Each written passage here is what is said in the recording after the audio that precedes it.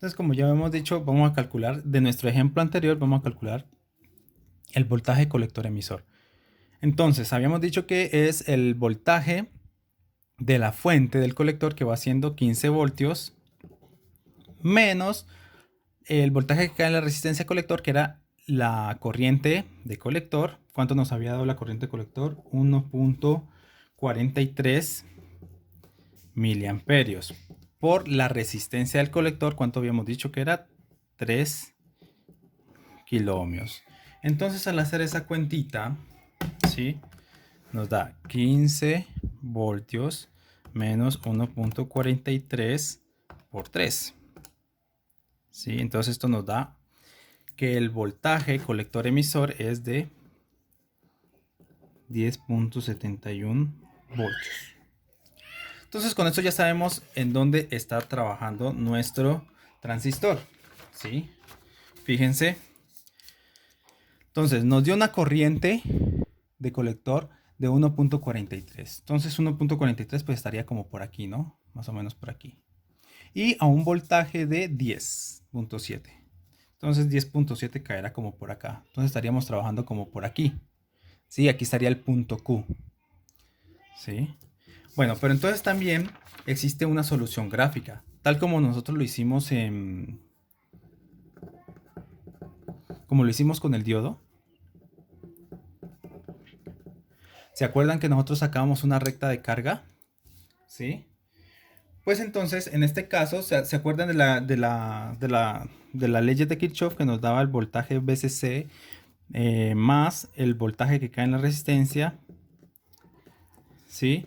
Más el voltaje colector emisor era igual a 0. Bueno, de esta ecuación podemos despejar IC y con eso obtenemos la recta de carga.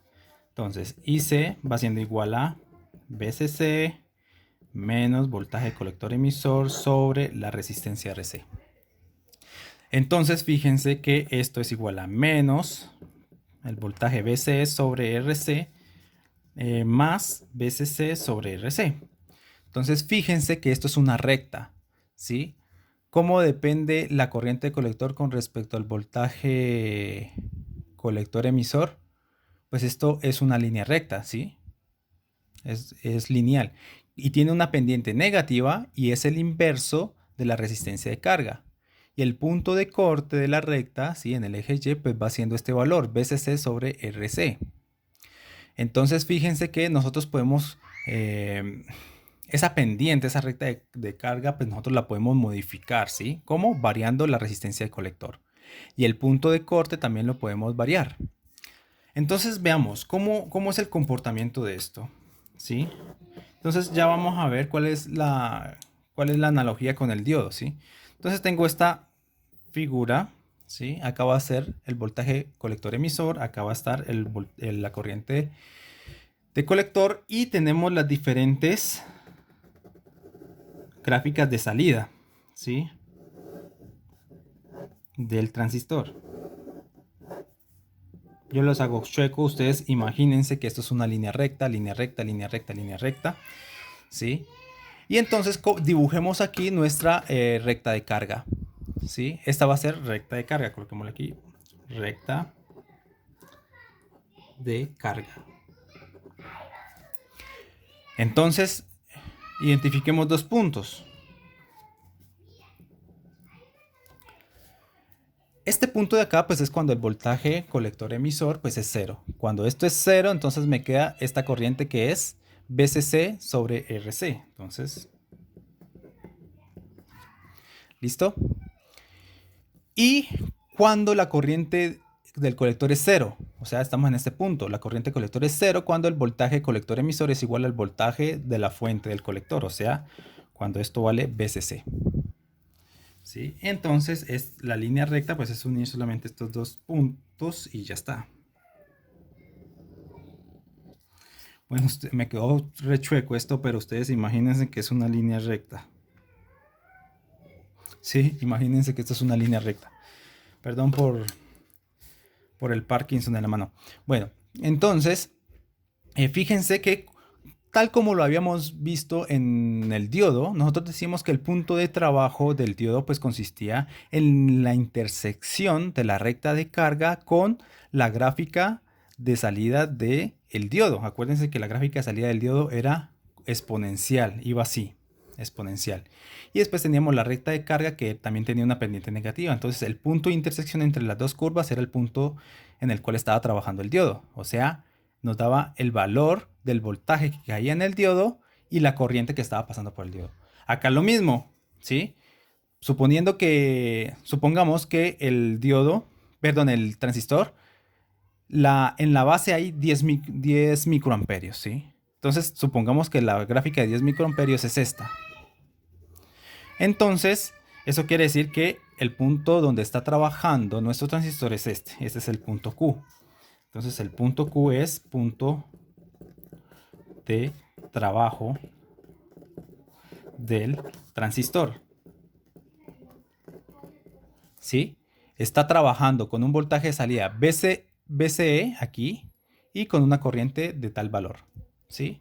Entonces, por ejemplo, en nuestro ejercicio anterior, nuestro punto de trabajo era 10.71, ¿sí? Era el voltaje, este voltaje aquí, 10.71, y la corriente era 1.43. Entonces, supongamos que esta es la gráfica de 1.73 miliamperios, ¿sí?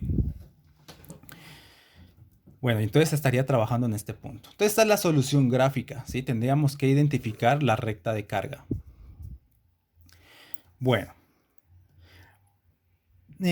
pero para hacer un poco, para darnos cuentas un poquito de cuáles son las consecuencias de que el beta fluctúe, ¿sí? El ejercicio anterior lo habíamos calculado solamente con beta igual a 100. Ahora vamos a hacer el mismo ejercicio, vamos a hallar el punto Q. Vamos a hallar el punto Q, pero para beta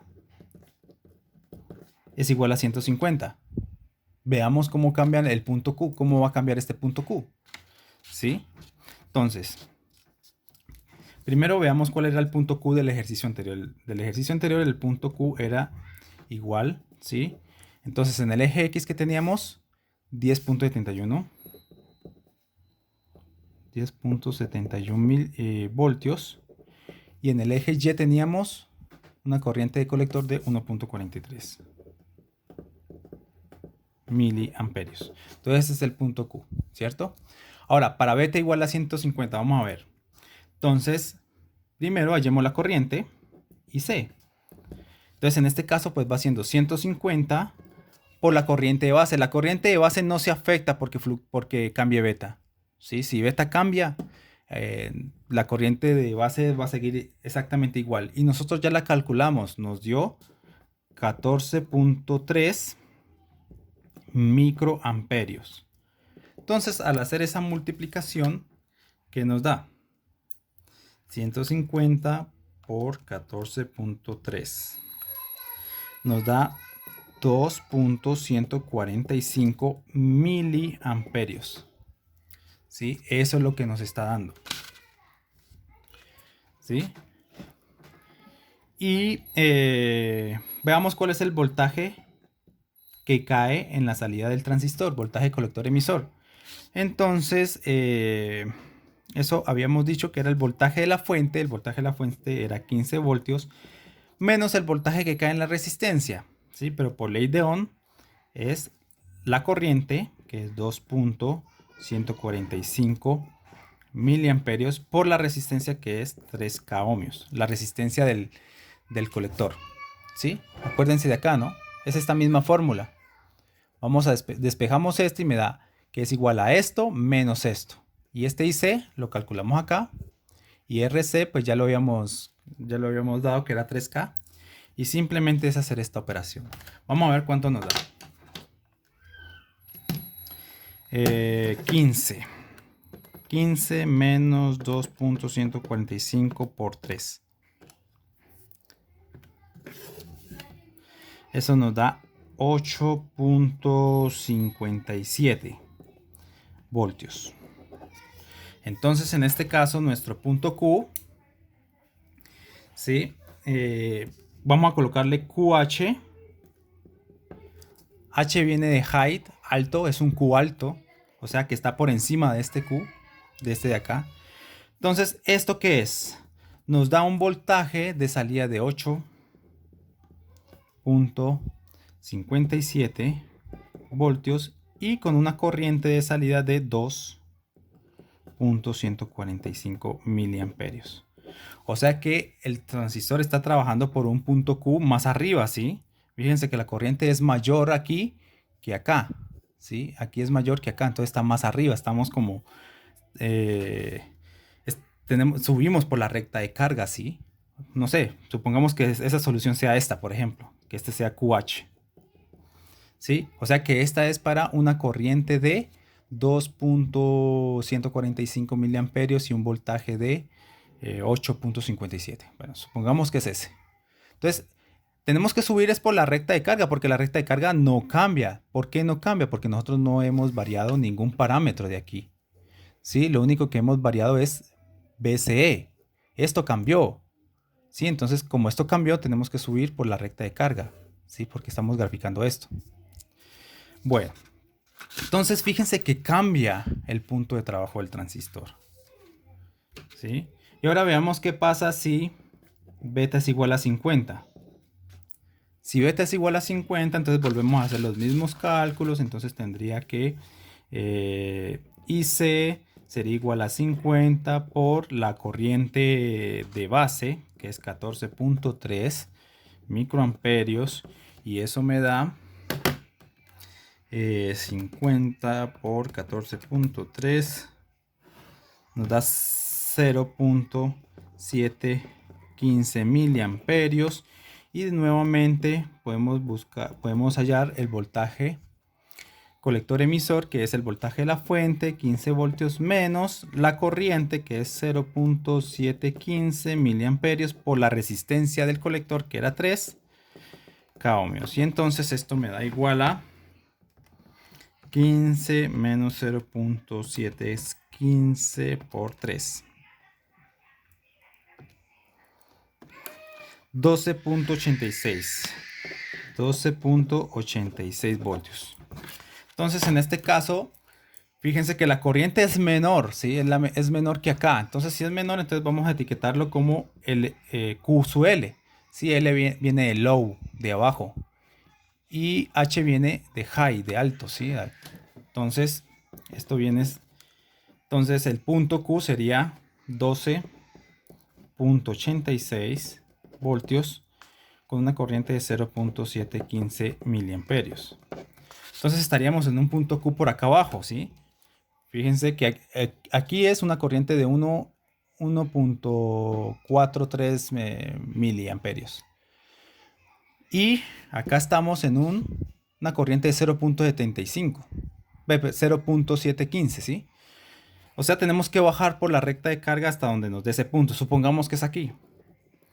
Entonces, fíjense que si por casualidad de la vida hay fluctuaciones de temperatura, hay fluctuaciones de corriente de colector o simplemente cambiamos el transistor, pues fluctuaciones en beta pueden ocasionar pues grandes variaciones del punto Q, ¿sí?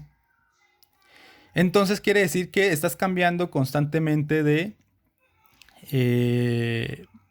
curvas de salida del transistor.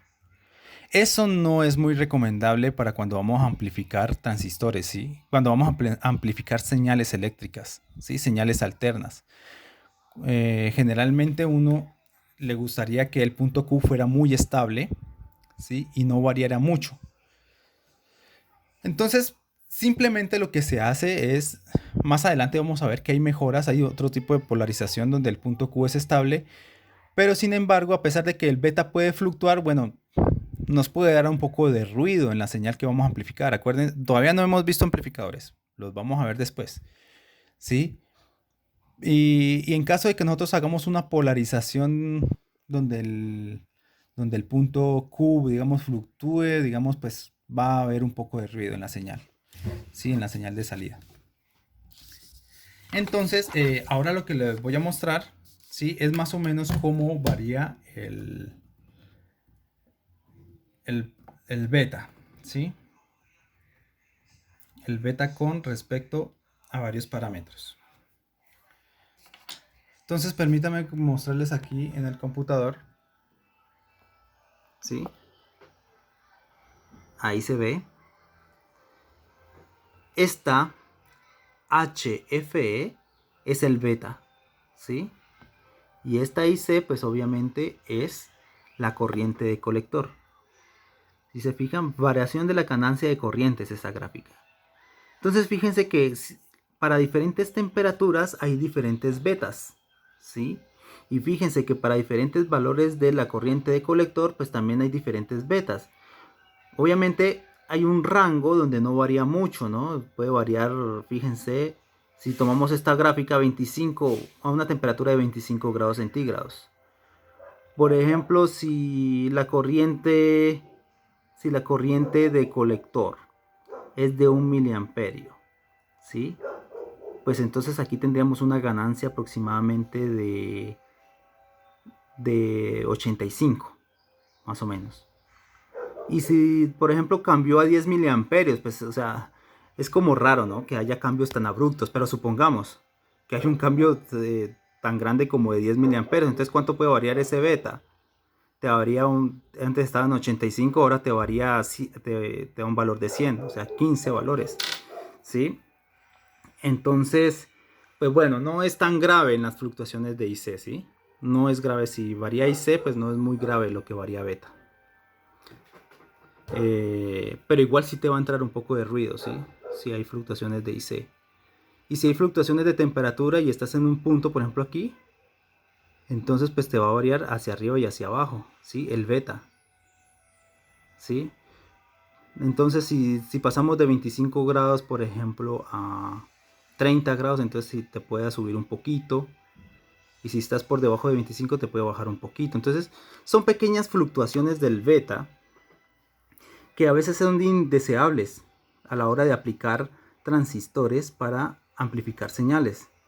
Para amplificar señales a uno le gustaría tener un beta constante y bueno, o el punto Q, perdón, el punto Q de trabajo del transistor constante.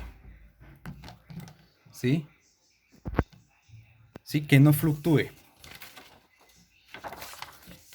O sea, que esté quietico aquí. Si voy a poner el transistor en la zona activa, en alguna región, que se quede ahí quietico y que no se mueva. Entonces, para que no me entre ruido, ¿listo?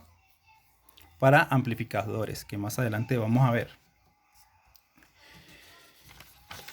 Bueno,